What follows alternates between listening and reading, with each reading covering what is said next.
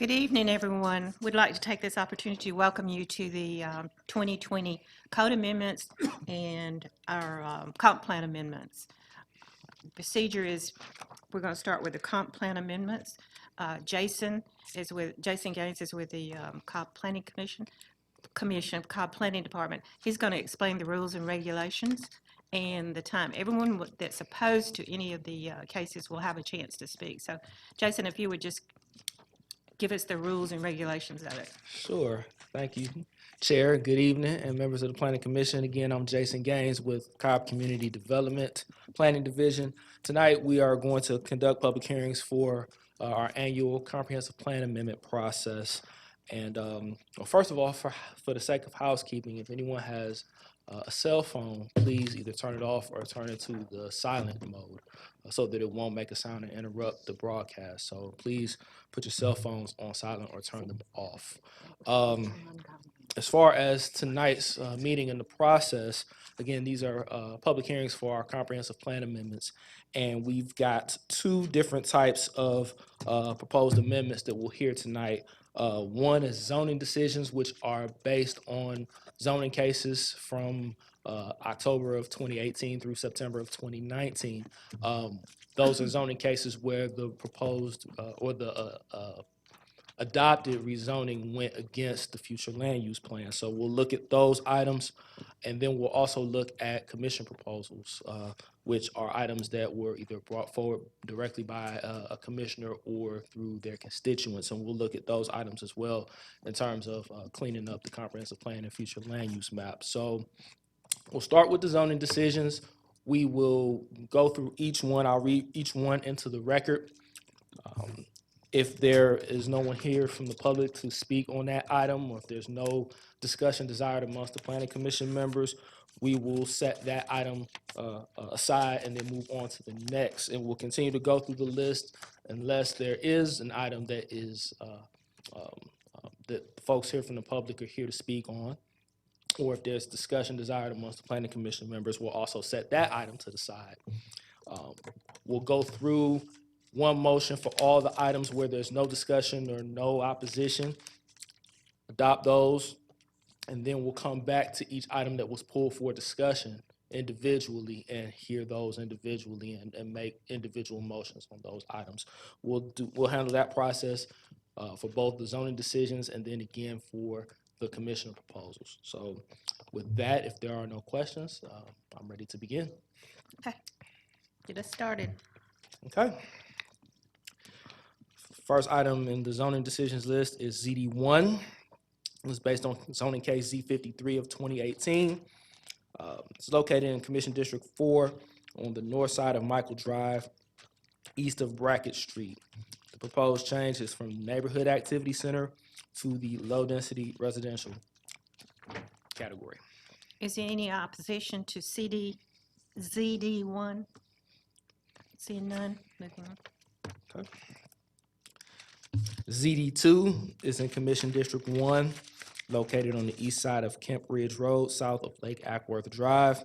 It's based on zoning case Z60 of 2018. The proposed change is from Neighborhood Activity Center to medium-density residential. Is any opposition to ZD2? Seeing none. Back to you, Jason. ZD3 is in Commission District 2, located on the southeast side of Carson Lane East, and in the east side of Wheeler Road. It's based on zoning case Z79 of 2018. The proposed change is from low-density residential to medium-density residential. Is any opposition to this request? Seeing none, Jason's back to you. ZD4 is in Commission District 4. The location is the west side of Austell Road, north and the northeast side of Milford Church Road. The proposed change is from medium-density residential and community activity center to high-density residential based on zoning case Z68 of 2018. Is any opposition to ZD4? Seeing none, it's back to you, Jason. ZD5 is in Commission District 1, located on the northeast corner of Dallas Highway and County Road. The proposed change is from very low-density residential to neighborhood activity center based on zoning case Z84 of 2018. Is any opposition to this proposal? ZD 5? Seeing none. Didn't you want to pull that one, Fred?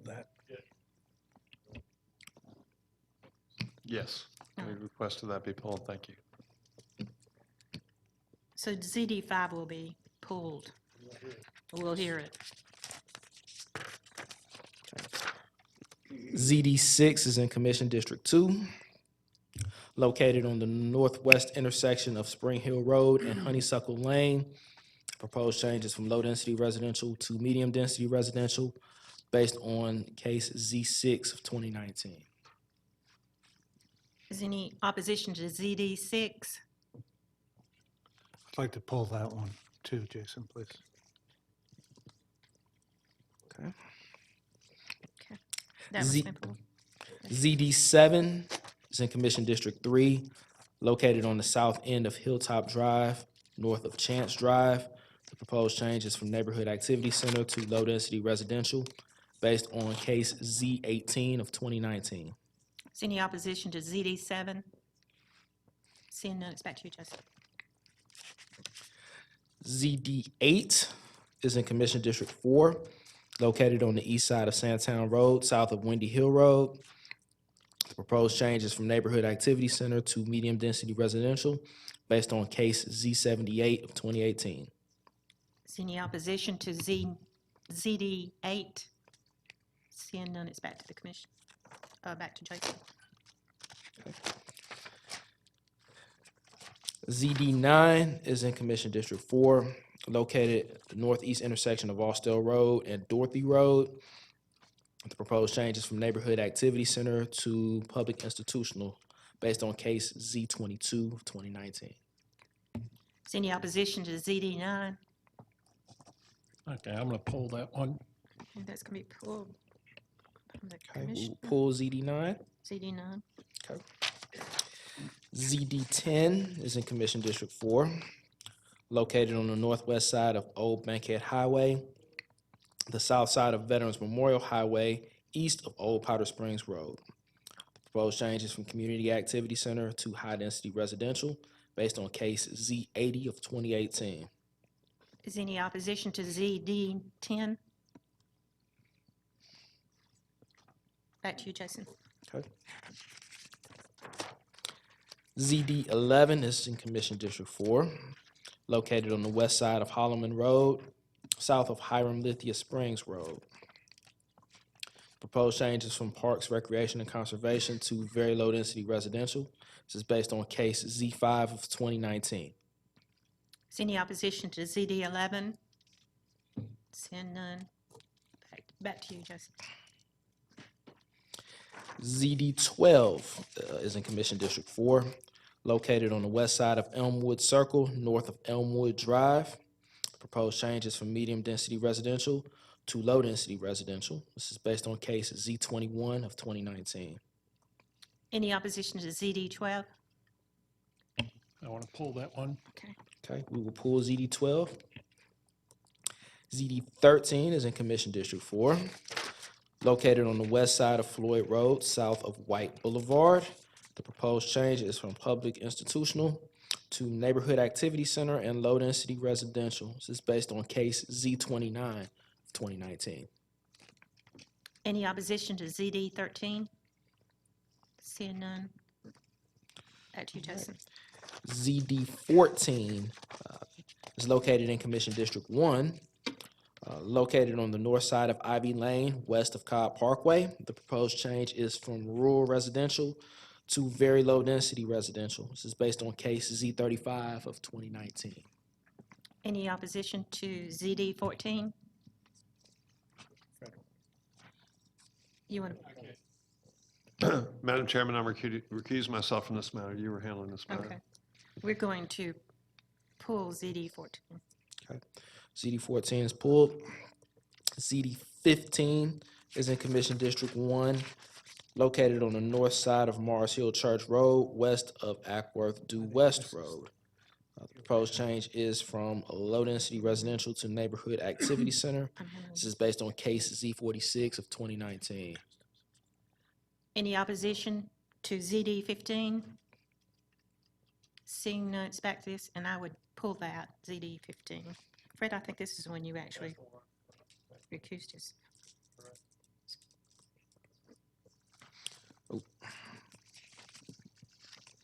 And we are going to pull ZD 15. ZD 16 is in Commission District 2, located on the southwest side of West Atlanta Road, west of West Village Drive. Proposed change is from medium-density residential to high-density residential based on case Z51 of 2019. Okay. Any opposition to ZD 16? Seeing none, it's back. Jason, I'd like to pull that one, please. Okay, we will pull ZD 16. And the last item in the zoning decisions list is ZD 17. It's in Commission District 4, located at the southeast corner of Austell Road and the Silver Comet Trail north of Sayes Road. The proposed change is from neighborhood activity center to medium density residential. This is based on case Z26 of 2019. Any opposition to ZD 17? Seeing none, it's back to you, Jason. Okay. So That completes. based on that run through, we have ZD items 1, 2, 3, 4, 7, 8, 10, 11, 13, and 17 On the consent. on a consent Okay. agenda. All right. Or Then for a I'm- consent motion, I should All say, right. I'm sorry. I may, Let me make the motion because I'm going to add a few comments, Sure. clerk's notes. So I'll make a motion that we recommend approval of ZD1, ZD2, ZD3, ZD4, ZD7, ZD8, ZD10, ZD11, ZD13, and ZD17 as presented with the following clerk's notes. In reference to ZD1, for next year, we ask that the planning staff look at Brackett Street for possible changes to LDR as well. In reference to ZD8, we ask that the planning staff look at the one remaining property that's in a NAC by itself for possible change to LDR.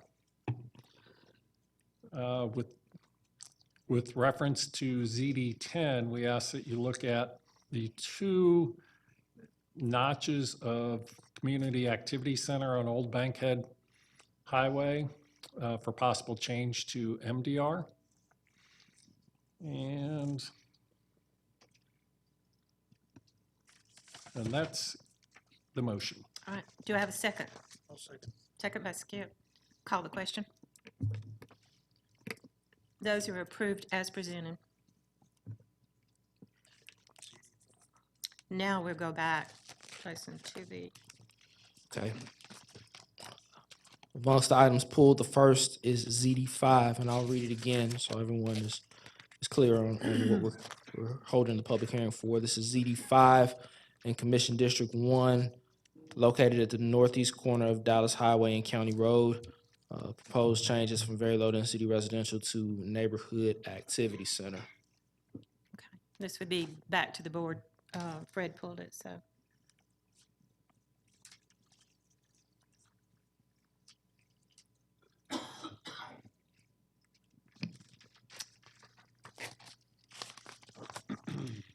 Thank you, Madam Chair. And as we discussed earlier today at work session, there were a variety of reasons for not making this change as has been suggested as possibly in order by staff. And the reasons why include the fact that the requested change is premature. The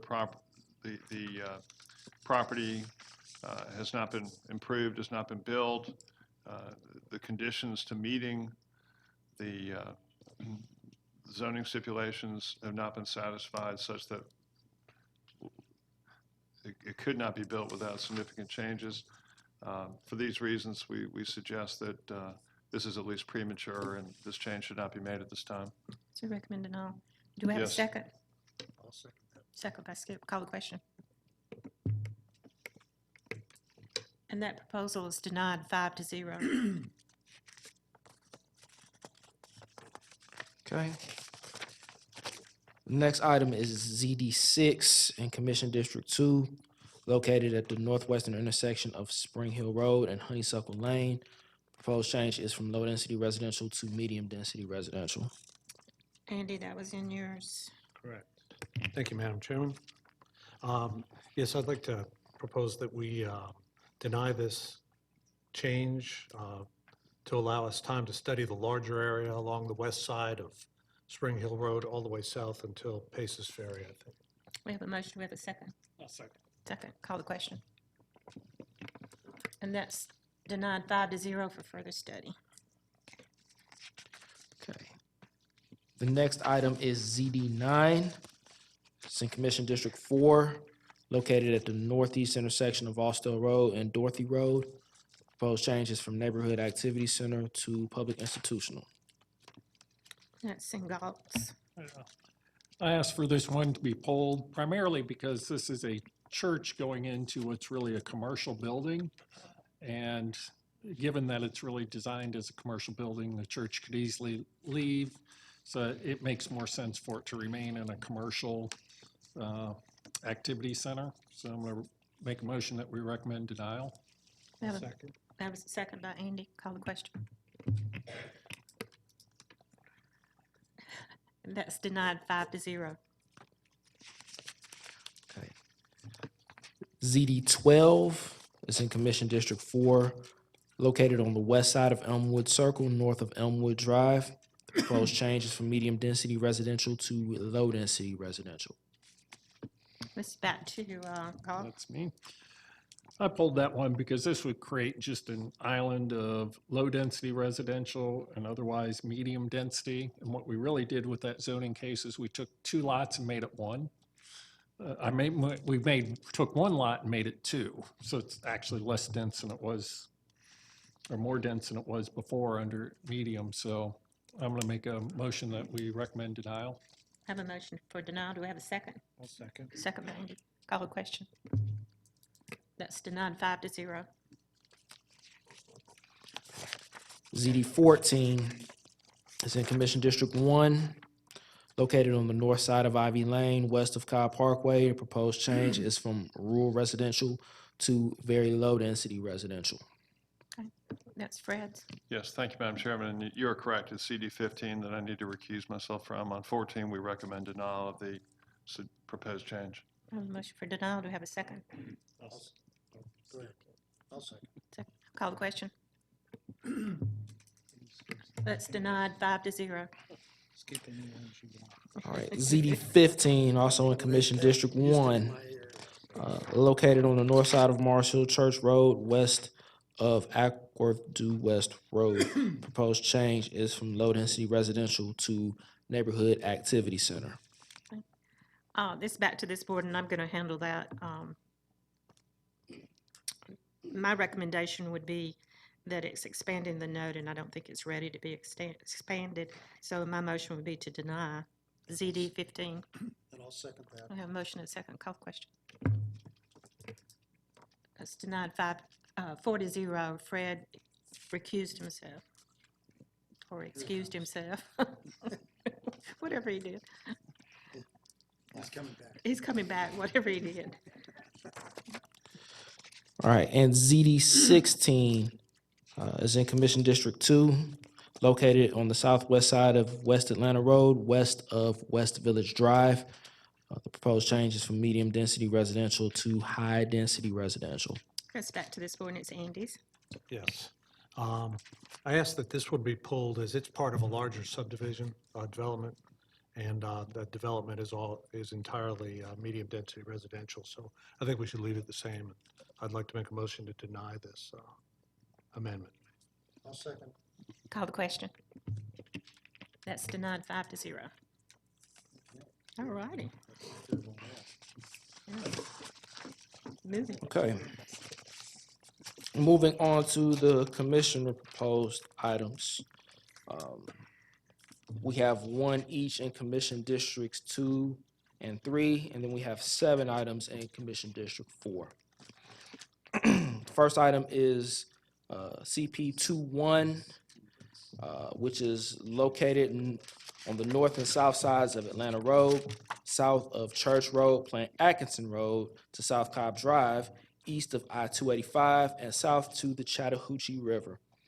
The proposed change is from high-density residential, medium-density residential, community activity center, neighborhood activity center, industrial compatible, public institutional, and parks, recreation, conservation to regional activity center with the following subcategories: high-density residential, medium-density residential, retail services, industrial, and open space recreation. Okay. Do we have any opposition to CP 21?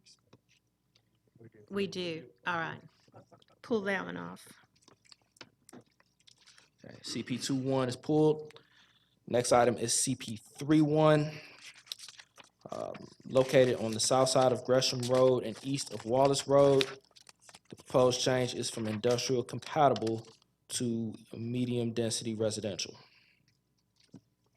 Is any opposition to CP 31?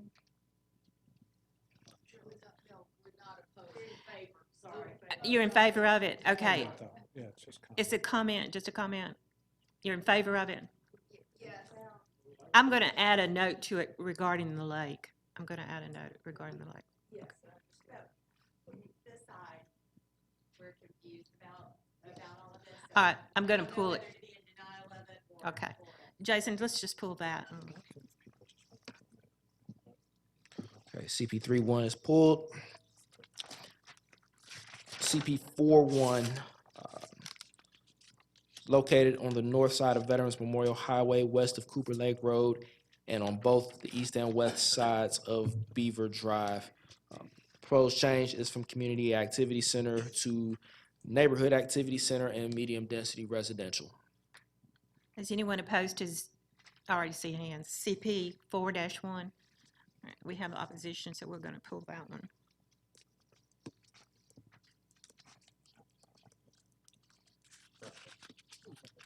Okay. Next is CP 42, located north of Veterans Memorial Highway and west of Cooper Lake Road. The proposed change is from Community Activity Center to Neighborhood Activity Center. Do we have any opposition to CP 4-2? No. Okay. Next item is CP 43, located south of Veterans Memorial Highway and east of Glore Drive. The proposed change is from Community Activity Center to Neighborhood Activity Center. I think, all right. Is any opposition to CP 4-3? Seeing none. CP 44 is located south of Veterans Memorial Highway, north of Lee Road, and east of Garner Road. The proposed change is from Community Activity Center to medium density residential. Any opposition to CP 4-4? There is opposition, so that is off. Okay, CP 44 is pulled. CP 45 is located south of Veterans Memorial Highway, north of Ridge Avenue, and west of Glore Drive. Proposed change is from Community Activity Center to medium density residential. Okay. Is any opposition to CP 4-5? Seeing none. Back to you, Justin. CP 46 is located south of the Silver Comet Trail between Ewing and Sanders Roads, including both sides of Sanders Road and both sides, as well as both sides of Angelette Drive. The proposed change is from the industrial compatible and industrial subcategories of the priority industrial area category to the industrial compatible and community activity center subcategories of the priority industrial area, as well as medium-density residential, straight MDR, no, not a subcategory of PIA. Is any opposition to CP 4-6? That's pulled. That's you, Andy. And CP 47 is located on Discovery Boulevard, north of Mableton Parkway. Proposed change is from the Parks, Recreation, and Conservation subcategory of priority industrial area to the industrial compatible and industrial subcategories of PIA. Is any opposition to CP 4-7? No. Back to you, Jessica. Okay, so that was the final Is that the final? commission proposal item. So we have for the consent motion, CPs 4-2, 4-3, 4-5, and 4-7.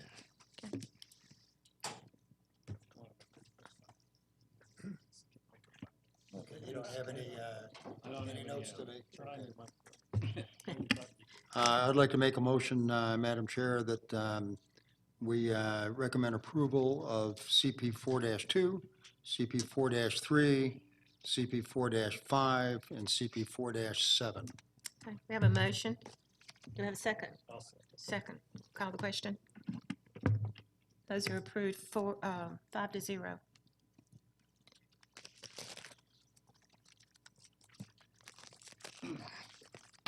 Okay. First item that was pulled was CP 21. I'll read it again for the record. Located north and south, on the north and south sides of Atlanta Road, south of Church Road, Plant Atkinson Road to South Cobb Drive, east of I-285, and south to the Chattahoochee River. The proposed change is from high-density residential, medium-density residential, community activity center, neighborhood activity center, industrial compatible, public institutional, and parks, recreation, and conservation to the regional activity center with associated subcategories, including high-density residential, medium-density residential, retail services, industrial, and open space recreation. Okay.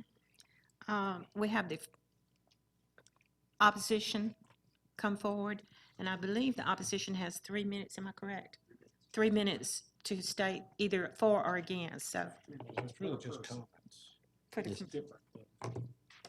3 minutes per person, and to just state your name and address when you start your comments. So, yeah, come on up, yeah, just where Jason was standing. Good evening. My name is Bridget Kurt. I live at Park at Vinings, right at the intersection of Plant Atkinson and Manor Road, 5048 Brighthampton Drive, Atlanta 30339. I'm not exactly sure, this plan hasn't really been articulated or explained to us very well, but I just want to convey that there are some serious problems already going on. You can see you have high-density residential mixed in with stereogenics, which obviously wasn't thought out. You've got the power plant, you've got a natural gas refueling center. It's all at that intersection. And in August, I sat here while the board rolled out the red carpet for the CEO of Stereogenics, Phil McNabb, and just took everything he said, hook, line, and sinker. And then later that day, they were quite embarrassed when the AJC ran the story about the fire and the explosion. And now we know there are problems with the fire codes that they haven't been thought out. And if you listen to that 911 call, the police and fire didn't even know what Stereogenics was. They haven't done any practice runs. You have a highly toxic chemical plant next to the power plant, and then our neighborhood is there. Now, the traffic is so bad now, people cutting over on Manor Road, going to the 285 of Plant Atkinson. I can't even get home some days. I'm stuck in traffic trying to get to my neighborhood. On top of that, Brightview Landscape moved in, and they tore down a bunch of trees in the back of our neighborhood. So every morning I'm woken up at 5 a.m. with their trucks, and I've called the Cobb County Police. They're short staffed, they can never get out there. People don't want to live in our neighborhood anymore. And our neighbors are taking turns. We're letting our neighbors move out first because they have 4 young children. People with babies are leaving. My neighbor is in the middle of a lawsuit now because the law firm that represented Sterigenics in Chicago is now taking on clients here. She's had thyroid cancer. Her baby, who was born in 2000, when the Sterigenics emissions were super high, had constant respiratory problems. They didn't know what it was. He has asthma. We have other children in our neighborhood with asthma. I was diagnosed with asthma and bronchitis when I moved to that neighborhood. Never used an asthma inhaler until I moved to that neighborhood. We have marathon runners in our neighborhood who are now using asthma inhalers. People had, before we even knew about the leaks, twice I was at the Wellstar Vinings Health Park getting nebulizer treatments because they couldn't figure out what kind of respiratory infection I had. And now I can date it to the dates that Sterigenics had leaks. So I'm letting you know, I am a pro-business Republican, and I'm very disappointed in Commissioner Ott. I voted for him, but I will not be voting for anybody who puts business interests above people's health. People have the right to clean air and clean water, and our housing values are Ma'am, going your time. down. So I just Wrap want it to up, say, please. it's a very serious issue, and you will all be held accountable on how you handle this. Thank you, ma'am. Next person wishing to speak?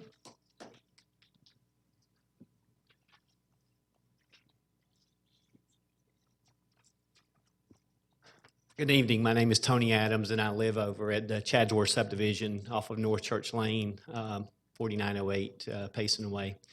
I too voice my concerns with the plan, and I think it probably would help our community here tonight and even outside of this room for a little bit more of an explanation as to what is being proposed with this. I've spoken with Tony Waybright, and so I have a little bit clearer vision as to what is being proposed. But I guess my concern is if we're going to bring in more warm bodies, as long as Sterigenics is there, it's not going to be a good idea. I do understand what we're trying to accomplish going forward and not allowing more companies like Sterigenics to move in there. But I think we need to pump the brakes on this plan until we get this issue with Sterigenics resolved. And that's just the first issue. The second issue is the coal ash over at Georgia Power. So those are my two biggest concerns, but the main concern for me is and I've expressed this to Tony as well, is to bringing more residential into this area, although Mr. Ott is saying that that is not indeed the case. The plan says residential, so I'm just going by that. But even if we were looking at bringing in more new commercial businesses, I think I would have a problem with it. I think I would have a problem with the Silver Comet, running near that as well until we get this issue resolved. I think it's a great idea. I love the plan, minus Sterigenics. That's all I have to say. Thank you. Next speaker. Hearing and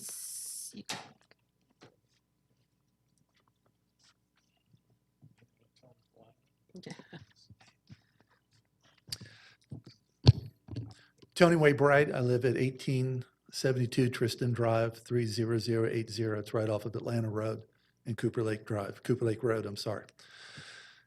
We have been working, I should say we, there's a group called Oakdale Alliance. We're a recognized 501c3, and we're working on trying to build an identity for the old Oakdale area in that region right there that we're looking at just above it. And one of the things as a group that we identified is looking at the area long-term. We spoke with Commissioner Ott, who described how the Powers Ferry Master Plan was used to create a tight plan for what would go in there. And we are working with Commissioner Ott to create a similar master plan for what would be called the Oakdale Master Plan. In that, one of the things that certainly has cropped up, courtesy of Sterigenics, is the conflict between residential use and heavy industrial use. You had a zoning that came through recently involving a concrete crushing company that reflected the same thing. You had heavy industrial. Someone wanted to change the way that was being used, and then it became apparent to the public and to the residents that there was a conflict. So looking long-term, which is what the master plan is about, similar to the comprehensive plan, is what do we see that area being? And one of the things that has been discussed so far is that heavy industrial is not the future for that area. The city of Atlanta has developed as mixed use almost all the way out to the river now. And you can look at those, and as soon as you cross the river, you see what's happening there. We've seen that residential thrives in that area between South Cobb Drive and Atlanta Road, but we've seen businesses not thrive. And if you go through there, you'll see many, many signs up for warehouse space for lease, and they've been up for a long time, so that it's not, even from a business perspective, deemed to be a good area for warehouse-type industrial uses. So our goal, as we looked at the RAC, was to find a tool that currently exists in the planning toolbox that could be expanded to that area that would give us the opportunity to future vision, to create that future vision for the warehouse and industrial areas that would be more compatible with the residential uses that we see in the future for the area coming down that Atlanta Road corridor. It won't be an immediate change, but we certainly see that as the future as opposed to industrial.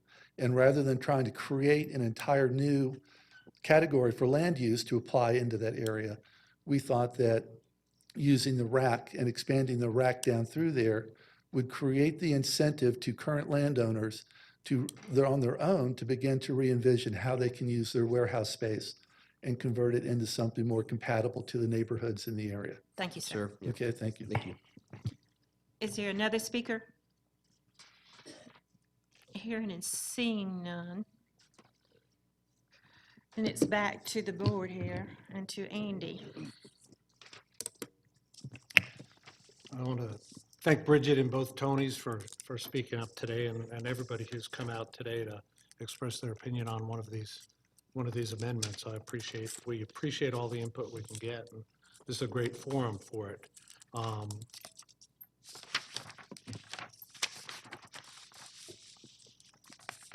I know that the Oakdale Alliance has been investigating the production of a master plan for this area.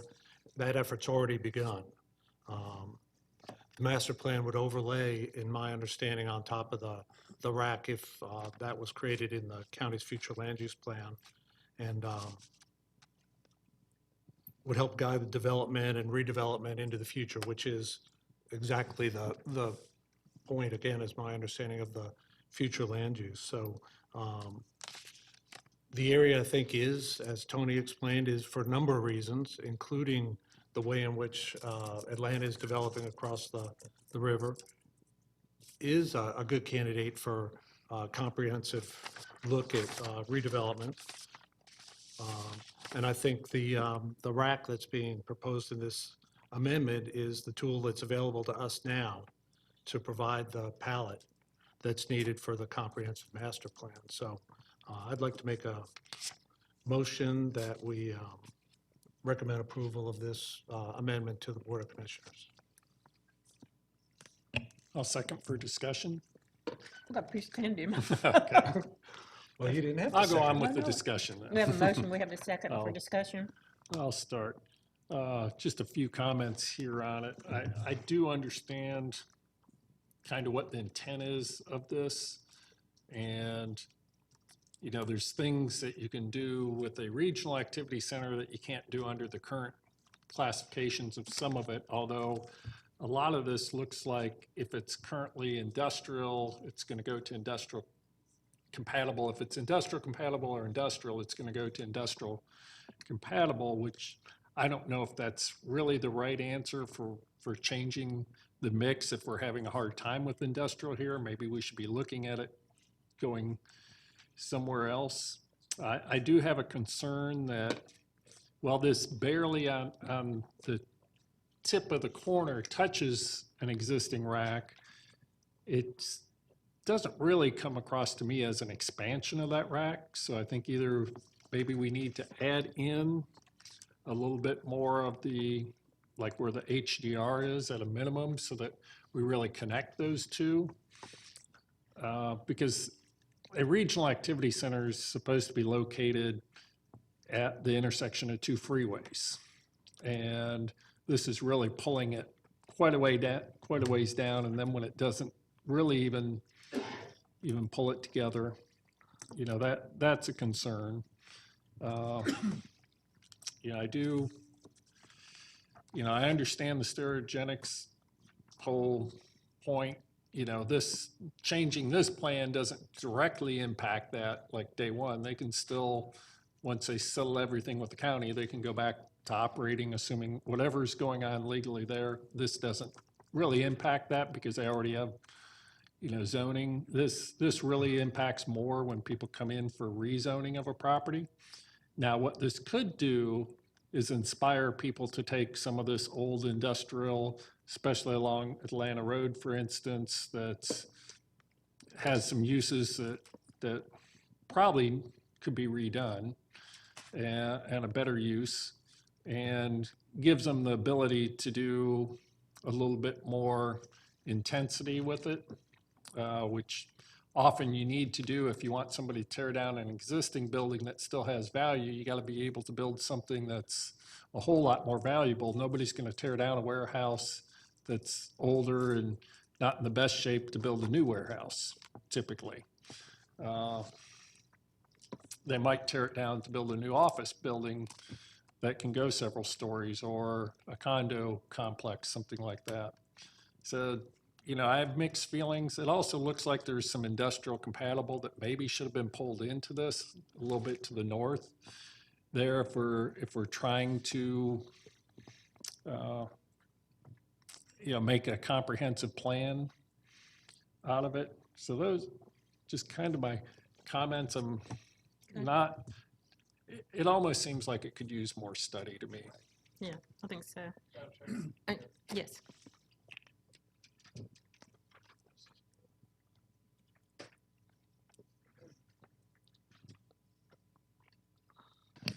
Thank you for recognizing me, Madam Chairman. My concerns are several, most of which have not been addressed yet.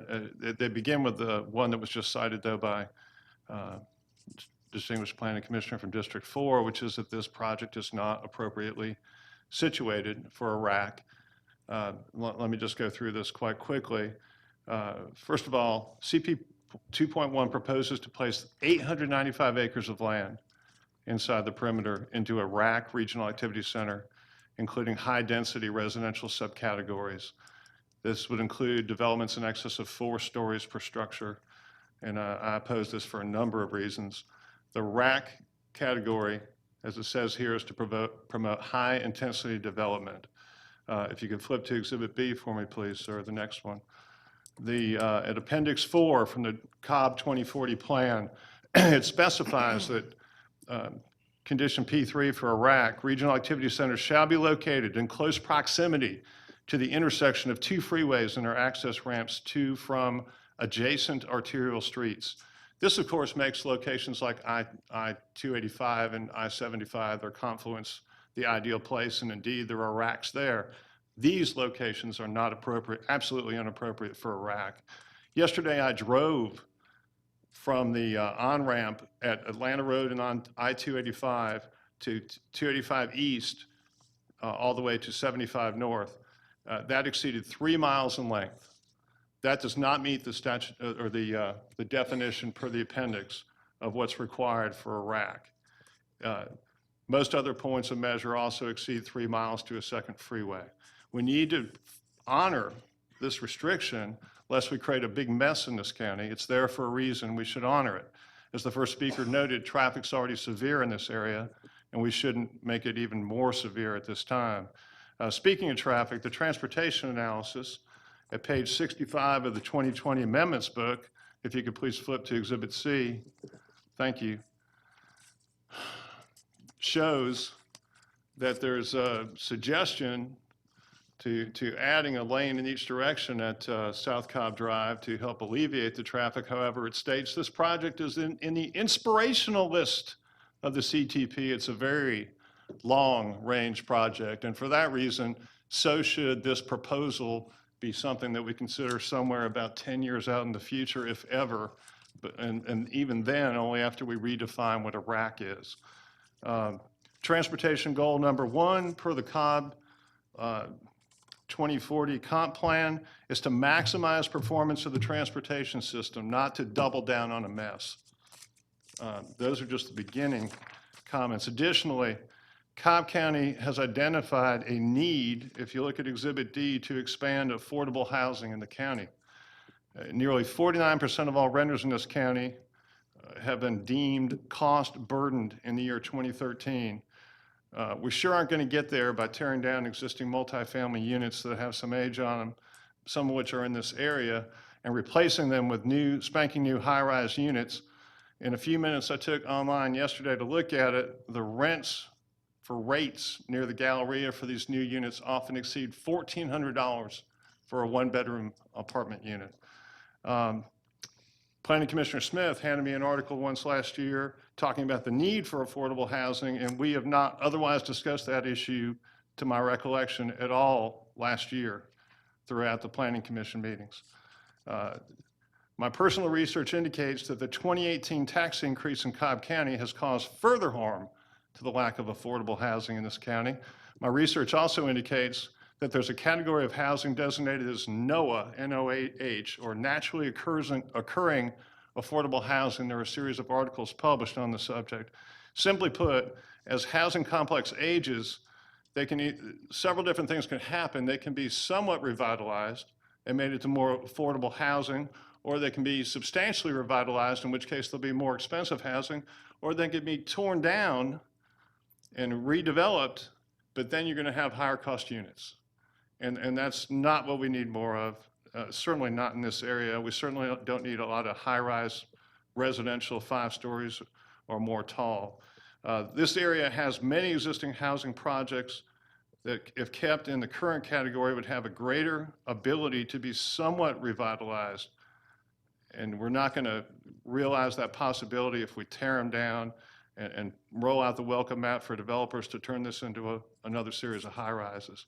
We should keep this as it is on our map and rework some of our county incentives instead of giving them all to big developers who put up high-rises to make them available to people who will provide affordable housing for some of our residents who need that. Last, Cobb senior population, if you look at Exhibit E, please.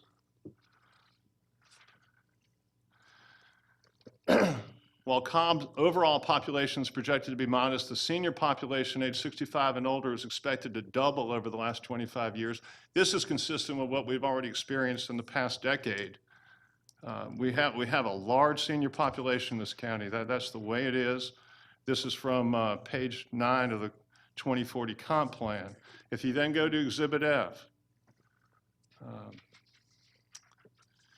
yeah, if you could turn that for me. We define seniors in various ways, and sometimes I make the category cut, sometimes I don't. Sometimes it's defined as 65 and up. But if you look at the bottom, very importantly, the people who wrote our comp plan have figured out that the very active senior is the one who drives and dances.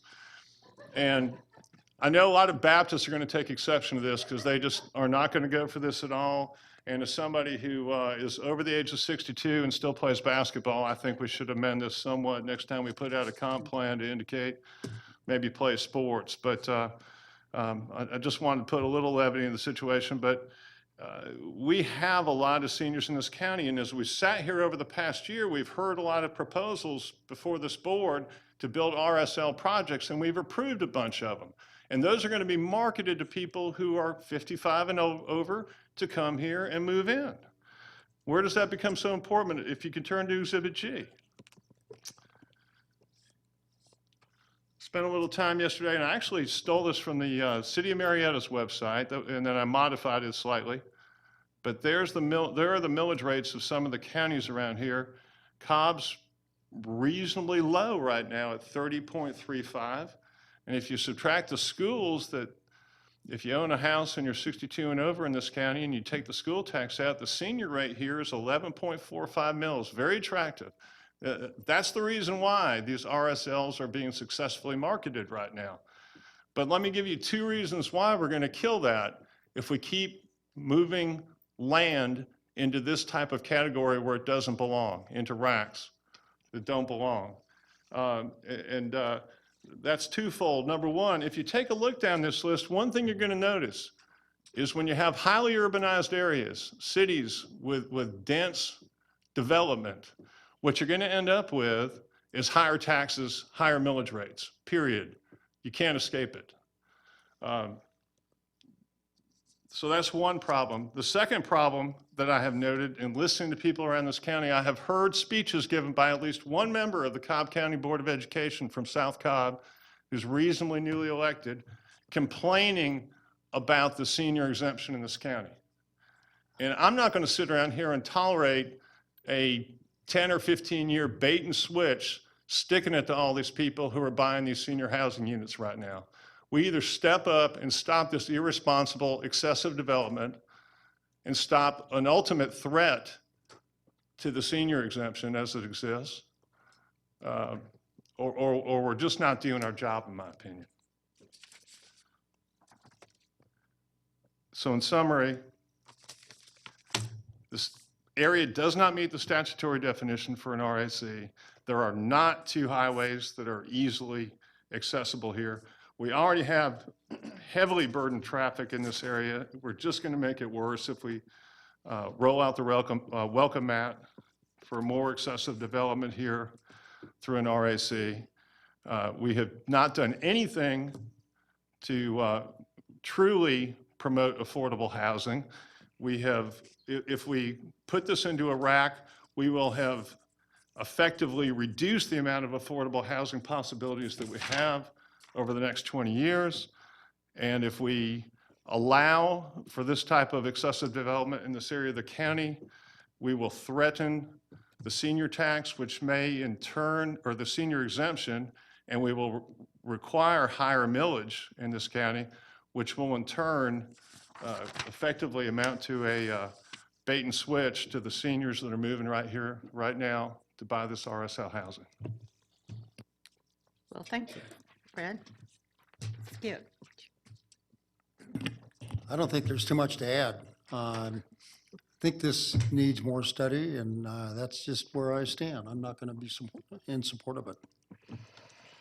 Okay. I have one brief comment, and I think it's a knee-jerk reaction to a intolerable situation that's going on in that part of the county. So, Thank you. And Fred, I appreciate your comments. I'm not sure all of them are particularly applicable to this particular zoning, but they're very valid. But that's why we need to have master planning. And that's why we need to have vehicles that allow us to look at development and development of specific areas that might lend themselves well to development. This isn't, I'm not sure I've ever seen a definition of close proximity. 3 miles is not that far. We are between 2 arterial roads, both of which have access ramps to the interstate, other requirements that are in the description of a RAC. But that, to me, really is less important than the question of whether this area would benefit from the kind of study that the Oakdale Alliance and others in that community are willing to contribute to and put together. And I think that in order to do much of what may need to be done in this area, we have to look at that development differently than we have in other areas. I think that the RAC opens up a number of opportunities for density and intensity in specific areas that may not significantly change the overall the way in which the overall the way in which the existing area operates. It doesn't necessarily create intolerable traffic. None of these things are known until the master plan's developed. So again, I feel like the RAC gives us the best opportunity to look at this area in ways different from the ways that we've looked at other areas, possibly, but good things. We've got confluence here of the river, the Silver Covent Trail, some existing residential, an active neighborhood, involved citizens, and I think that all those things could lead to a very good outcome for this RAC, this master plan, and ultimately for Oakdale. all right, we're going to call the question. We have a motion and a second. Call the question.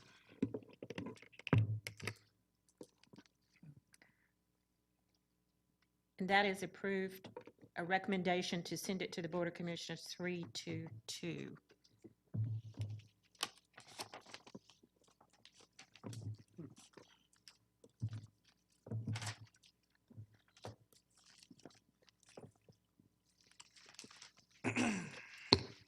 All right, the next item is CP31. This is located on the south side of Gresham Road, east of Wallace Road. The proposed change is from industrial compatible to medium density residential. CP 3-1, yes. Yes, uh-huh. The opposition, if we have more than one speaker, just make a line there and just, yeah, just go to the speaker up there, ma'am, and give us your name. Good evening. My name is Barbara Ann Williams. I live at 1425 Varner Road. When the matter was first called, some of the neighbors were reticent at that time, mainly because I think most of us don't have any experience with this kind of issue at all. And they found it very confusing. Many of us did. We had a meeting out in the lobby where we went over the points. We would like to withdraw all opposition and ask that you pass it. All right, Okay. I will. And we want to thank you for protecting our neighborhood by stopping any further industrial encroachment upon it. All right, thank you. Thank you for taking the time to come back and tell us. Thank We were worried about y'all. All right, since that's my district, I'm going to make a motion to approve this, and that's, no, I saw somebody else stand up, so I was worried about it. no. I'm going to make a motion, starting all over again. I'm going to make a motion that we approve CP 3-1. Have a motion second, call the question. And that's approved 5-0. Thank y'all. Takes care of the lake, right? And that takes care of the lake, and we left the lake in the conservation. All right. Thank you. Okay, what's the next one? All right, next item is CP41, located north of Veterans Memorial Highway, west of Cooper Lake Road, and on the east and west sides of Beaver Drive. Proposed changes from Community Activity Center to Neighborhood Activity Center and medium density residential. Robin, just coming up.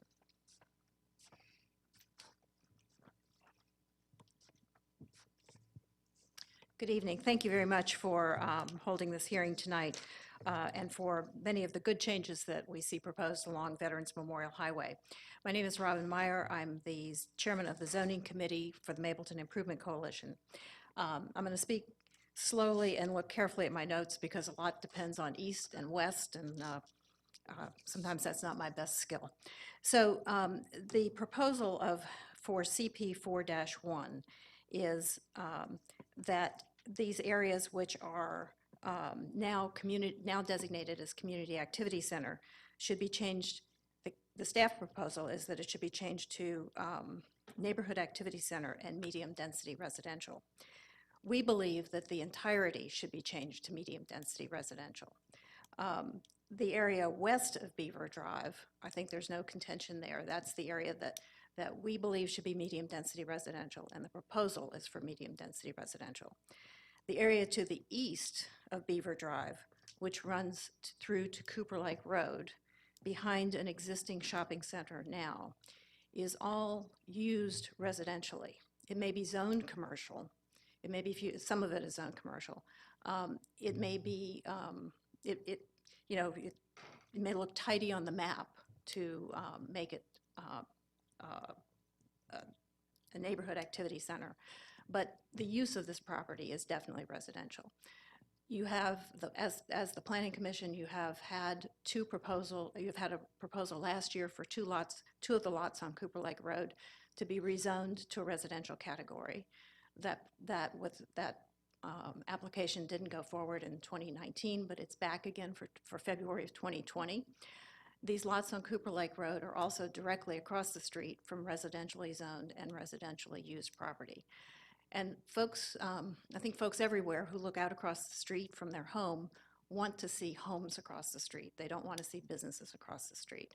So in places where land use categories need to change, it's better to do it, quite candidly, in backyards where we have the ability to buffer.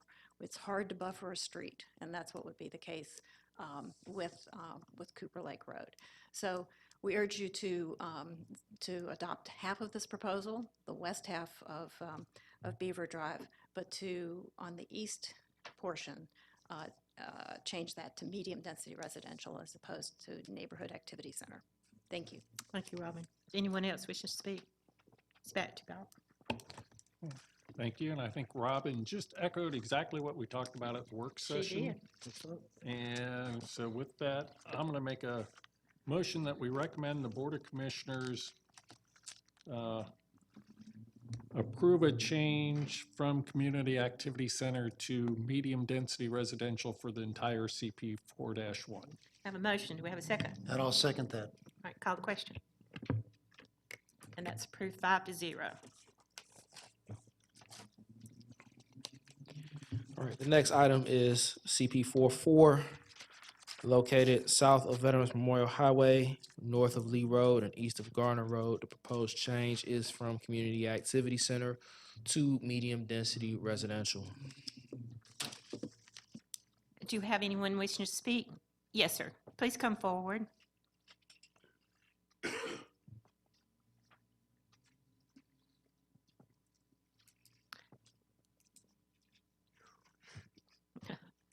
If you just give us your name for the record. My name is Andrew Miller. Okay. And, well, I got this letter, and I don't quite understand it, but, I don't know if I should oppose it, oppose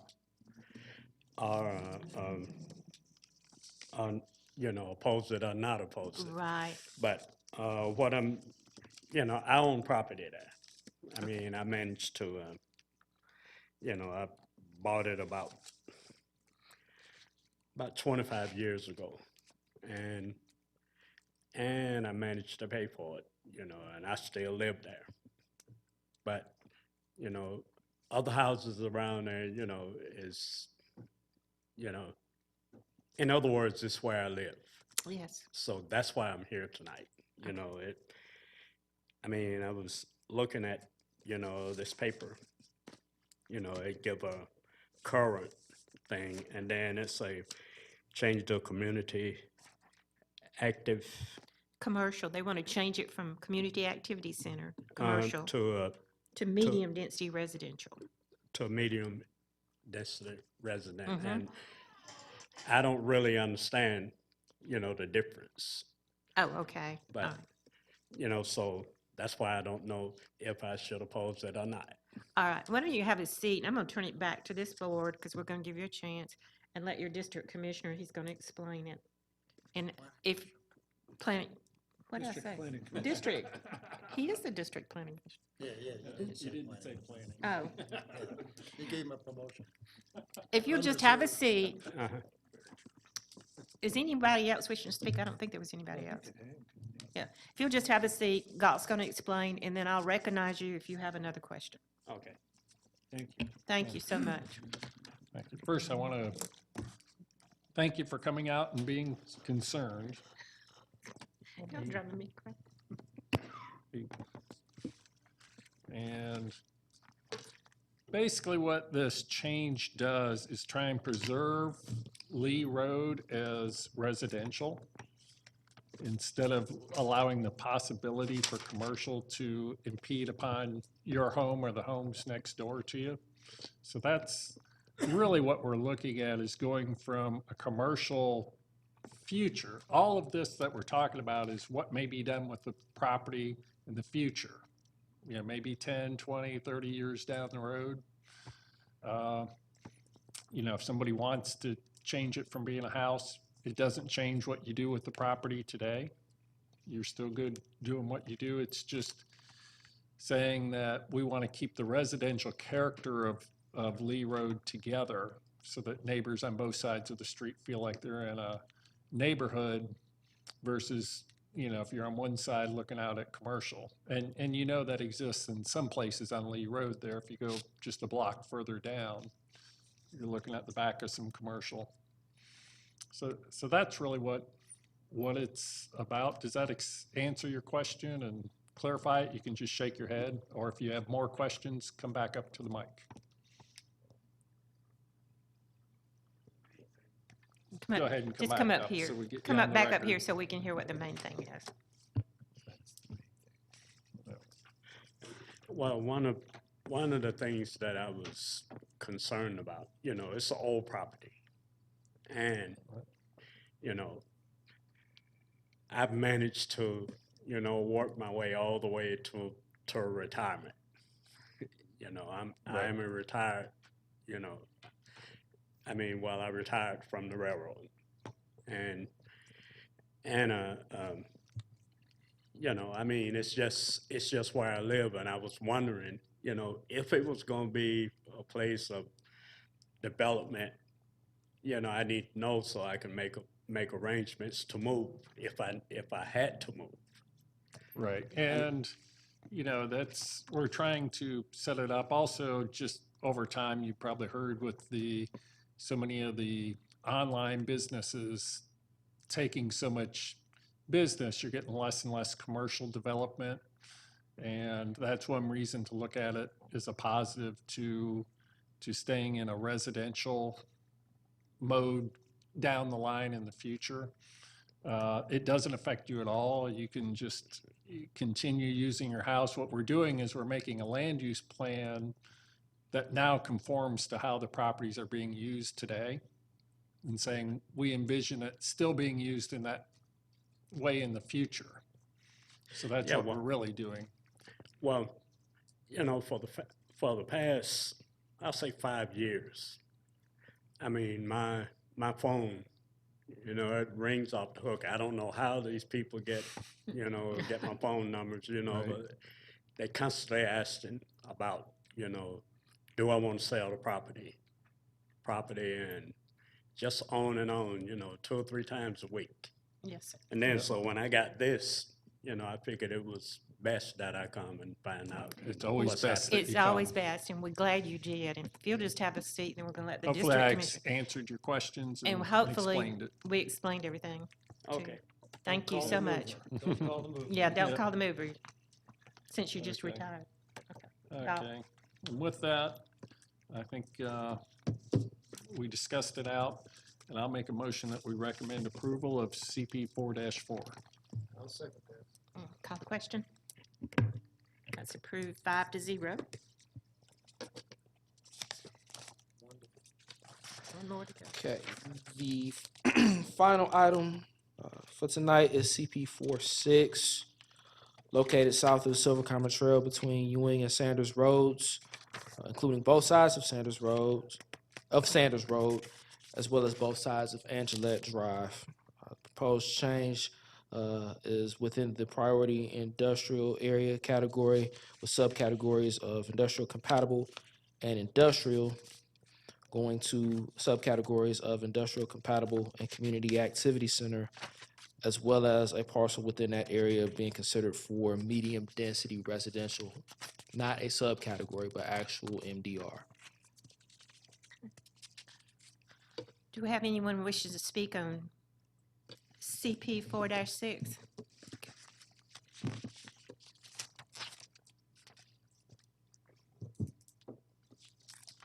Good evening. Hey. I'm Lindsay Tippins, and I represent the owners of this property who are my family. I come and speak in opposition to one portion of the proposal in this. There's 16.4 acres on the west side of Sanders Road that is heavy industrial. I'll give you a little history on this particular area. At one time, the Board of Commissioners from the Powder Springs city limits eastward along what formerly was the Seaboard Coastline Railroad applied an industrial zoning to both sides of that railroad and set it aside for heavy industrial, realizing the strategic value of having heavy industrial property.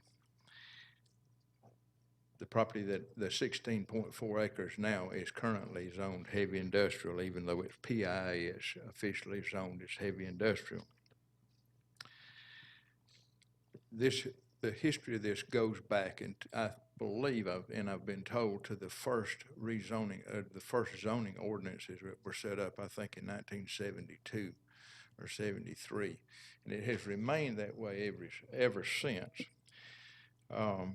You will hear people raise the issue that the heavy industrial is incompatible with low-density residential that's to the west and the south of it. It's in the documents that show that. But if you'll look at it closely, you'll see that the property directly to the west of this is surrounded on both sides currently by heavy industrial. It's my understanding that that portion of the subdivision just south of this also at one time was heavy industrial. And it has been spot zoned back to low-density residential. And I realize that if somebody wants to move in next to heavy industrial, that's their choice. But that was a choice they made. This property's use has not changed. The nonconformity was a low density residential being put in the center of a heavy industrial zoning category. Through this property, there's a pipeline easement that has 3 high-pressure petroleum lines on it within a 100-foot easement. Your documents will also point out that there are numerous other topographical challenges to this, that it does not lend itself to medium-density residential or any, the use of the property residentially, if you will look at that. I'll also point out that industrial properties usually do not put a strain on the valuable resources that our school systems and our public services offer through the county. This proposal would remove entirely the 16.4 acres from heavy industrial to medium density residential. Now, in your documents on page 92, it says the purpose of the priority industrial area land use category is to support the strategic protection of the most important industrial and industrial compatible land areas in unincorporated Cobb County. Then I will direct you to page 101 in the second paragraph third paragraph about midway down. It said the proposal would be to exclude this large acre tract, which is the largest tract in this proposal, would exclude the large acre tract from the PIA and convert the industrial compatible subcategory to medium density residential. I submit to you that the proposed change in the use of this property would be an unconstitutional taking of the usability of this property, since it does not lend itself to medium density residential. And I would ask you to deny this proposal on this particular tract. If the other property owners, it looks at this as an assemblage of property and a change. If they're good with their changes, that's fine. But in this particular tract, I'd request that it be denied being changed from heavy industrial. Y'all know what a shortage there is on heavy industrial property in Cobb County. Thank you so much for your time. Anyone else wishing to speak? Yes, sir.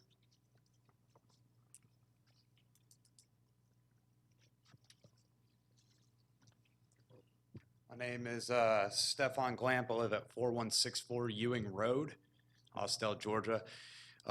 Just like our friend before us, not in much understanding of exactly what is going on, and just get a clear understanding of what is going on with this proposal.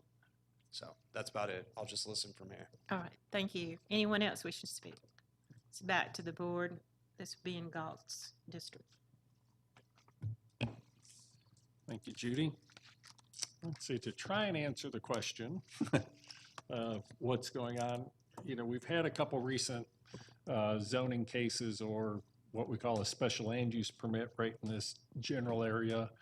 And there was a fair amount of opposition, and people raising concerns about what's happening on the industrial property right next to the residential. So I think this is an effort to try and,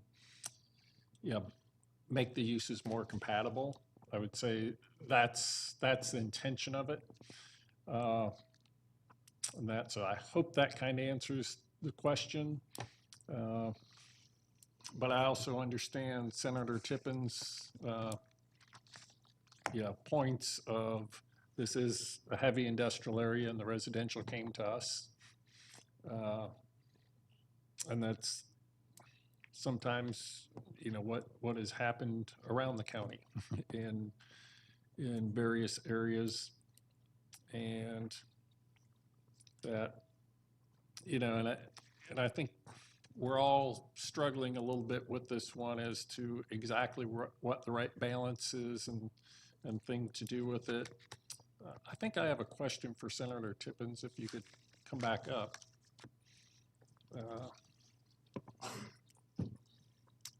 Yes, sir. And I'm just flipping idea here. I know you say it's not good for medium density.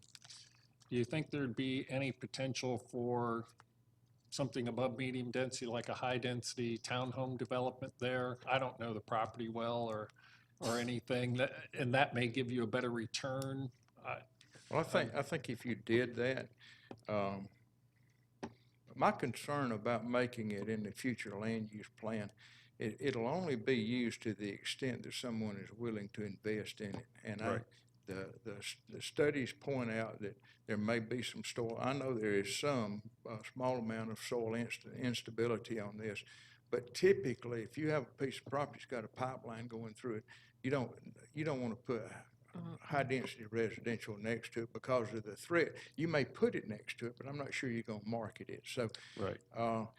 Since this is a plan and the purpose of the PIA is to preserve industrial assets, I'd ask you to leave it like it is. And if somebody comes forth in the future and it would make economic sense to them to rezone it, I'll probably be dead and gone at that time, but when they are, if they want to buy it, they can do anything they want to with it and come before Right. whoever's sitting on the plan commission and commission at that time and rezone it. But I'd ask for you right now, because of the challenges on the property and also the fact that the heavy industrial has been there for 30 or 40 years, I'd ask you to leave it. It's almost akin to somebody moving in next to the railroad track and then complaining because they don't like train whistles. That would be bindings, right? I think as I think about this one, I just wonder if there is a little bit different balance that could be struck. Some of it I think maybe even done with some text amendments and things like that to try and get more compatible uses. And I don't think we know enough about the other two really as to why we're saying go to community activity center. I'm part of it, which doesn't fit well for me. So For me, I would be a denial because I think he's right. I think the challenges of it, we're never going to see residential with those two. Study it more. Yeah, so I'm I think it's thinking I would premature. like to maybe get a little bit more information, maybe meet with Senator Tippins on it and see a little bit more about the property because I don't know where the gas lines are running and all those things. I think maybe I'd like to hold this for further study and revisit it at our next hearing in February, just this one case. What do people think of that idea? I would rather, personally, for me, I'll let each of them speak. Fred, we'll start with you. Whether we take it to a vote today or hold it a month, I'm indifferent. I'll go along with the majority of the rest of the group. Skip. Well, I'm not going to be here in February. Rub it in. Since I'll be stepping down from the planning commission after tonight. But I'm struck by what I think is some wisdom from Senator Tippins. And I think I would, it seems to me that the final resolution of this is probably going to be to recommend denial. But if you want to hold this for a month and think about it, I certainly would support that. Okay, and my thought is maybe we can look at some text amendments and things to look at compatibility like we've done on a lot of others. And that if we held it for a month and and looked at that. That was my idea behind holding it. Andy? Jason, is holding is a reasonable option? I'm not gonna offer my opinion on what's reasonable, it but is it's an a eva- possible an eva- option, yes. A possible option, okay. I don't- Well, I mean, I certainly I don't understand think you're your, gonna get it Senator studied Tippins' in 30 days. argument. I agree 100%. You know, you can't complain about the train whistle after you've moved to the Exactly. railroad tracks. However, if there is something that would allow the property to be developed to its potential and provide some further comfort to the neighbors, then that would obviously be a better solution than not trying. You know, either way, I don't think I could support the medium density residential, but taking more time to look at it or denying it and letting it come up again next year or something would be reasonable options. Entirely up to you now. Keep in mind you have 14 cases next month. I have more than that. For me. That's new cases. Yeah, for me, and I'll just make a quick comment, would be that I don't think you could study this in a couple of weeks before the January, 3 or 4 weeks, what is it, to the February meeting. I don't think you can do a study like you're comprehending.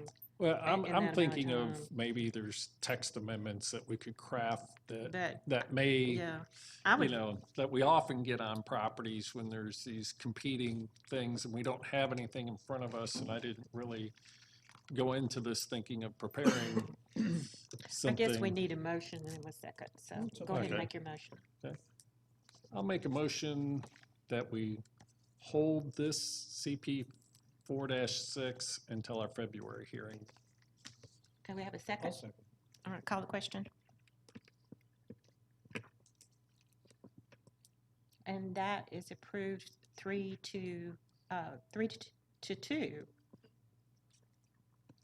for a study, for Galt to have a study by February, what's the meeting?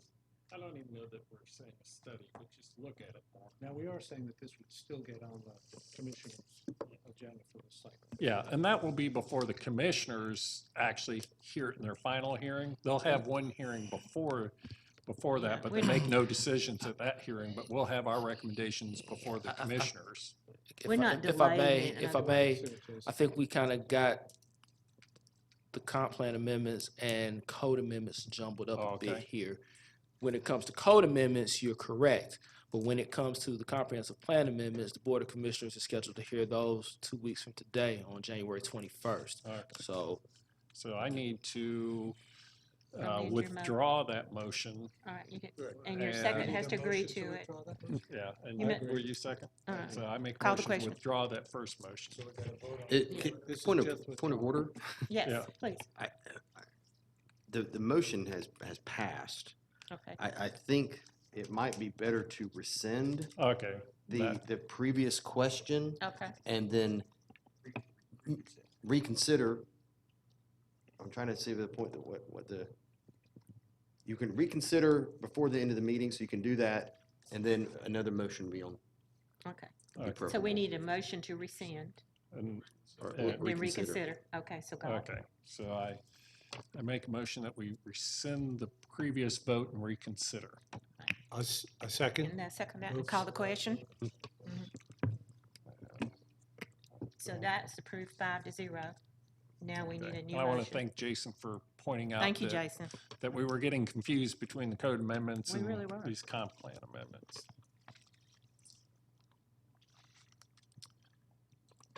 I'm going to make a motion on CP 4-6 that we recommend denial of this, but that the Board of Commissioners should consider a text amendment to deal with compatibility of uses.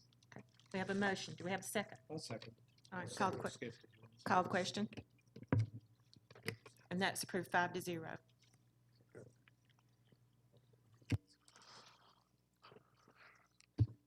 All right, so that concludes our comprehensive plan amendments for this year.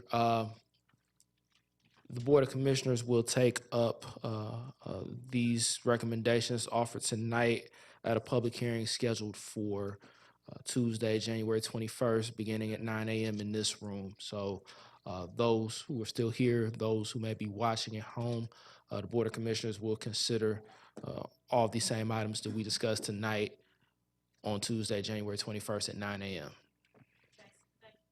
Thank you, Jason. On behalf of the board here, we thought your staff, you and your staff did a great job of putting this together as usual. So, Thank you. I appreciate it. And I definitely want to give much respect to my staff who took all this information and compiled it in a pretty tight time frame. So kudos to them. Definitely. Definitely. We did it as a team. Thank you. All right, and then we have finished with the comp plan amendments. Now we're moving into the code amendments. Jessica is going to present those, and Jessica will identify herself.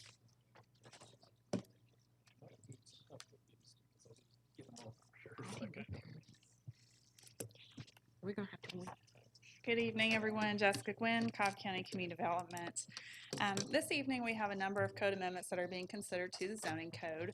This is the public hearing before the Planning Commission. There will be 2 public hearings before the Board of Commissioners, and this will go forward as part of a larger package of code amendments to address the whole county code.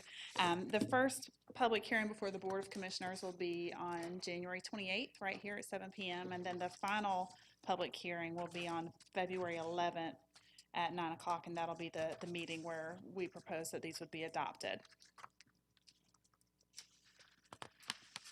So the amendments that we're proposing this evening, there are several, and the first ones are in Article 2 of the zoning ordinance. The first item is under temporary land use permits to delete the section that's specific to poultry on less than 2 acres, subject to minimum requirements. Currently, this is a temporary land use permit. What's being proposed is that this would no longer be a temporary land use permit required for properties less than 2 acres. And there is some new language in Article 5 that we'll cover briefly, momentarily, but that's the first item for consideration. The second is really a cleanup item. As you all recall, we adopted the purpose-built student housing ordinance last year. There was one minor correction. We are proposing to replace the rendering that you see with the big circle on it with the rendering to the right. And this is just so that that rendering will reflect the language that's actually in the text. So again, it's just a cleanup item. There's no material change there. Okay. Hold on just a minute. How did we do this? Didn't we take it each one and then vote on it? It was read I out think we normally have to read through them all and then come back? and then kind of come back because we have to open a public hearing. Because We there's don't no wanna- public out here. Yeah, we still have to open a public hearing. We don't want to stop at each one unless you want to stop at each one. I think it'd be easy. I think it'd be easier just to stop. All right, we're going to change it just a little bit so that Yes, we can. ma'am. It's getting late and we're getting confused. Absolutely. So would you like to back up to the Right. to the No, first I item? think we're good. No, we're going to back Vote on up that. to Well, we- the animal we'll do care, two. which would, We're not doing the animal stuff. Oh. That was oh, the poultry. Poultry. Which one are we on? Okay, the removal of poultry from the special land use. That's removal of the poultry, right? Yes, land- removal of the page is that special land use permit requirement What page is that on? for poultry or backyard chickens on less than 2 acres. It's about page 16, I think, or something. Okay, on that Okay. one, I think we kind of discussed and don't feel like this is really at least ready to go forward, or we don't support it. That's You know, right. doing the automatic entitlement for chickens on that size. So I think what we want to do is recommend denial of this change to remove it from temporary land use permit. You want a second? Yeah, I'll second that. I have a motion and a second. All right, call the question. That's approved for denial, 5-0.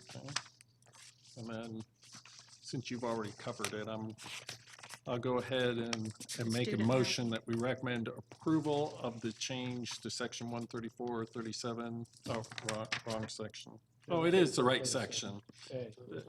A 34 for purpose-built student housing.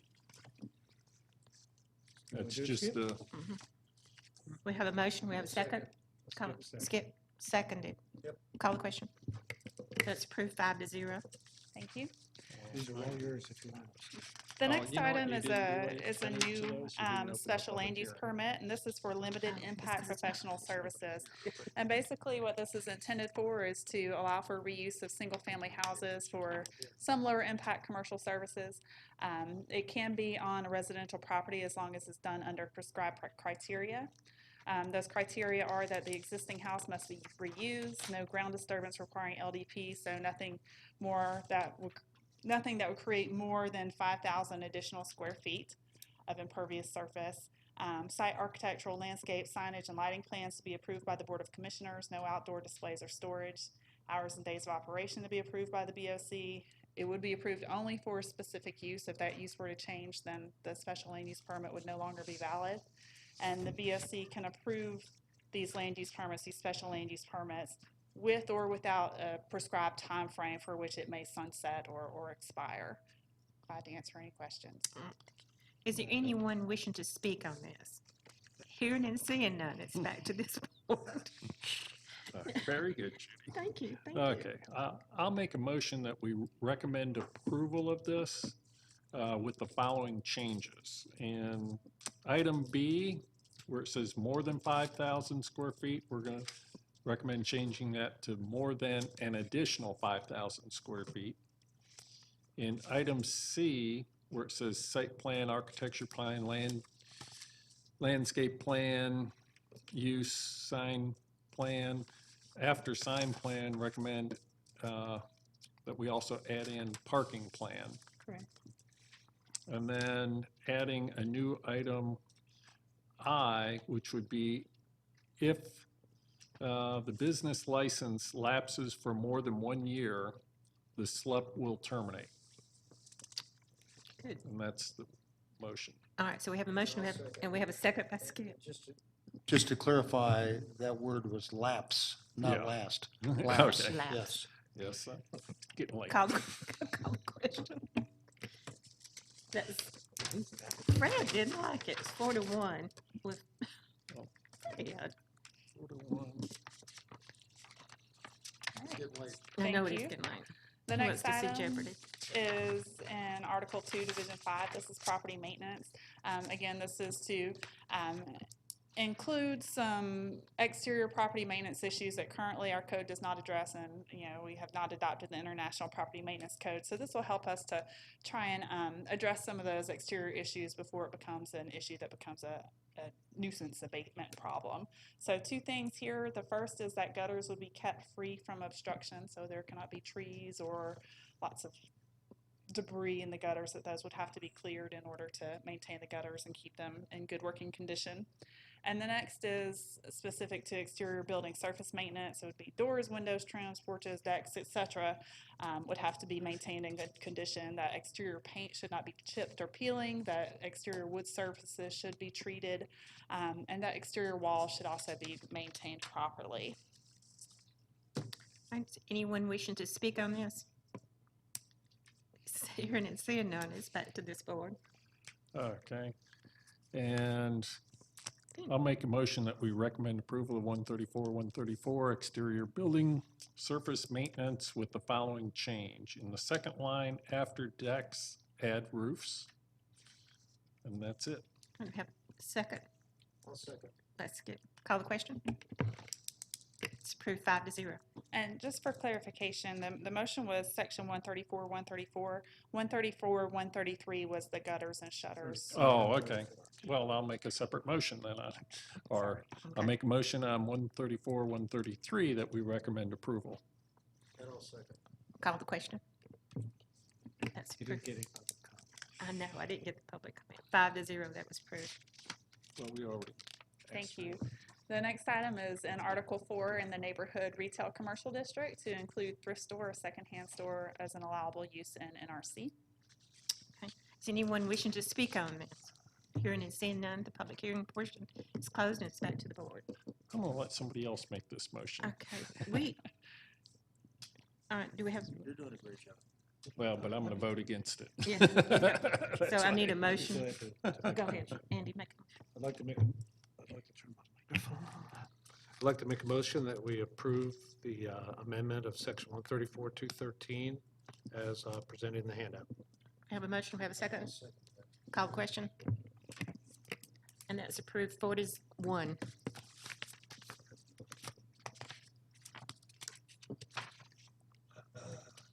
The next item is Article 5, Supplemental Regulations. This is traffic and parking.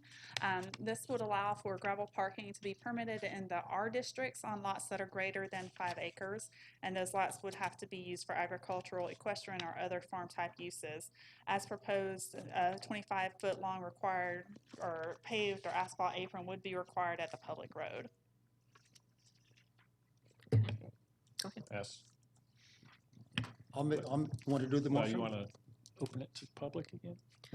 Do we have anyone wishing to speak?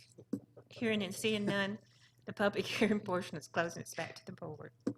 You can make it if you want. No, Skip. go ahead, I'll second. 'Cause Okay. You're doing a great job here, you're on a roll. Okay, I make a motion that we recommend approval of the change to 134-272 parking and traffic with the following change. And that is to delete use for agricultural, equestrian, or other farm-type uses, meaning that it will be for any parcel over 5 acres. Right, and that's what we Well, discussed. I and might I'll have, s- Yeah. I'll second that. and there might be a couple more words you need to delete to make the sentence make sense. If that's okay. Yeah. Oh, and make the 25-foot paved, make that 25-foot Apron. in length.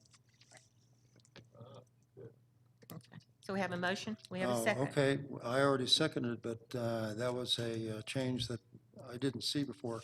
I amend my second to include that. Okay. All right, call the question. That's approved 5-0 with the changes as submitted. Yes, ma'am. Thank you. The next item, again, this is another cleanup item. When the Mableton Parkway Veterans Memorial Highway Design Overlay District was codified, previously it was design guidelines. Once it was codified, the applicability standards did not carry over into the code. So at this point, we are proposing to carry those over into the code, so that way it's very clear when these standards are triggered and, required. Is anyone wishing to speak on this? Hearing and seeing none, the public hearing portion is closed. It's back to this board. Okay, and I'll make a recommendation that we recommend approval to 134-289 Mableton Parkway Veterans Memorial Highway Design Overlay District as presented. I'll second. We have a second. Call the question. That's approved 5-0. All right, and the next item is related to the first item. This is the change to Article 5 that was proposed to supplemental regulations, and this moves the requirements for backyard chickens to Article 5 supplemental regulations. It's the same requirements that were in the temporary land use permit section, but again, it would not be required to come before the board for a temporary land use permit. It would be by right. Okay. Do we have anyone wishing to speak on this? Hearing and seeing none, the public hearing portion is closed and it's back to this board. All right. Yeah, you just said that the requirements are exactly the same. That's, there's the 30-foot separation from a neighboring property was changed to 25 feet. I apologize for that. Yeah, Thank you. and then also, just as a note, if this were to move forward at the BOC, as we discussed at the planning session, I think we've got to be consistent about the use of the word backyard chickens and poultry. It's probably one or the other, but we need to be consistent. Yes, sir. Good point. Okay. And I think as we discussed, I'll make a motion that we recommend denial and add a clerk's note explaining that we think 5,000 square feet is way too small and that it also should not include attached units, that they have to be detached and probably that, either this shouldn't be done at all or it needs some more consideration before coming forward. Have a motion? Got a second? I'll second. Call the question. That's denied 5-0. Thank you. The final item that we have this evening is Article 5 Supplemental Regulations. This is short-term rentals, and this is a new section that would apply to short-term rentals or Airbnbs, VRBOs, or several different terms that you're hearing called. But by definition, it would be rentals not to exceed 30 consecutive days. It would require that the property owner for the short-term rental appoint a local short-term rental agent. This would be someone who's designated and listed on their application to handle any kind of complaints. That person should be close enough that they can respond within 30 minutes to any kind of complaints from the county, that they could receive and accept service of notice of violation and also monitor for compliance with the codes. The standard conditions for short-term rentals, off-street parking would be in accordance with county codes, no more than 2 adults per bedroom plus 3 additional per short-term rental property. Off-building fire prevention, health and sanitation regulations would be required to be met, and advertising must include the maximum occupancy, maximum parking, and noise regulations. As far as taxation is concerned, an occupational tax certificate would be required for short-term rentals, and all hotel, motel taxes, tourism fees, and other state and local fees and taxes that are required relating to lodging would be required to be paid. Glad to answer any questions. I know we had a lot of discussion about that this afternoon. Are there anyone wishing to speak? Hearing and seeing none, the public hearing portion is closed. It's back to this board. Okay, I think as we all know at our work session, we had lots of issues. I think most of us at least think that we need some kind of code for this, but that there's things that need to be addressed that can probably be addressed in fairly short order, but we're not prepared to go forward. So we discussed everybody sending comments via email just so that the staff can relook at it and maybe bring us something at our next hearing. Because we have that before. Yeah, and this one, we really do have time before the Board of Commissioners makes a final decision. We have another hearing before that. So I'd like to make a recommendation or make a motion that we hold trying to find section 134-291 short-term rentals until our February hearing. Call the question.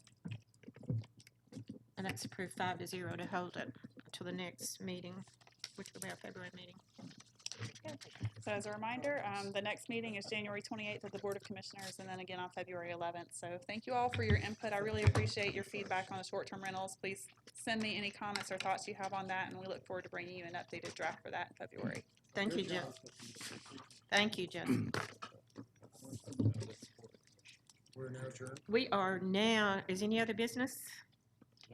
We want to tell Skip, this is really his last meeting. So the board, we want to tell you bye, and we've already done it 15 times. Yeah. Maybe we should ask all the Public out there. audience to- Does people want to come up and speak to? Let's get a receiving Who line. would like to make a What- statement? Get a receiving line. Is that his entire fan club back there? That is it. That is it. The fan club of one. No, I would just like to say that after 5 years, I've really appreciated the opportunity to work with you all and for the staff, a lot of your predecessors, and on the planning commission, for the predecessors that I've worked with. It's been an honor for me. I've learned a lot. I'm leaving on my own volition because I'm retiring from everything, but I will miss this, and I just have to say that. I've enjoyed it. Thank you. Thank you, Skip. And with that, I'm going to take him home Because he can't drive. because he can't drive.